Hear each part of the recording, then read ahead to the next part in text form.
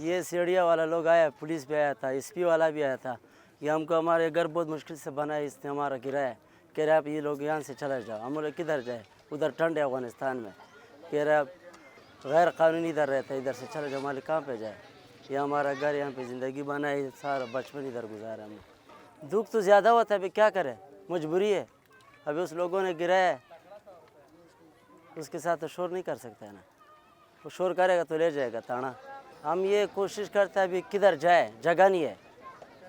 किराए वाले के घर में जाएगा, उधर नहीं छोड़ते। कह रहे आप लोग अफगानी है, आप लोग अपना वतन चला जाओ।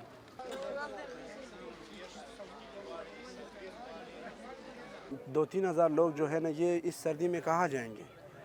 100 मसले, और ऊपर से हुकूमत ने ये भी ऐलान किया हुआ है कि इनको अफ़गानियों के जिसने किराए पे घर दिया उनको ऊपर भी पर्चा देंगे, और जिसने लिया है उसके ऊपर भी पर्चा देंगे।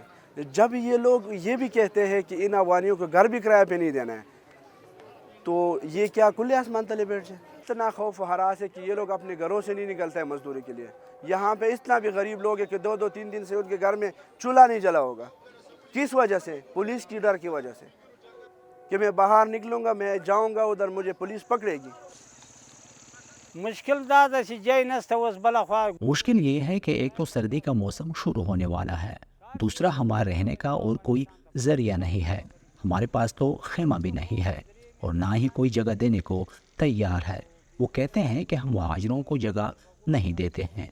हम चाहते हैं कि हमें कोई ऐसी जगह वक्ती तौर पर दी गई होती जहां हम कुछ वक्त गुजारा कर सकते, ताकि अपने लिए कुछ बंदोबस्त कर लेते। अगर अफ़गानिस्तान में अमन हुआ तो वहाँ ज़िंदगी बसर कर लेंगे, बसूरत दीगर कहीं और जाएंगे। पाकिस्तान तो फिर वापस नहीं आ सकते।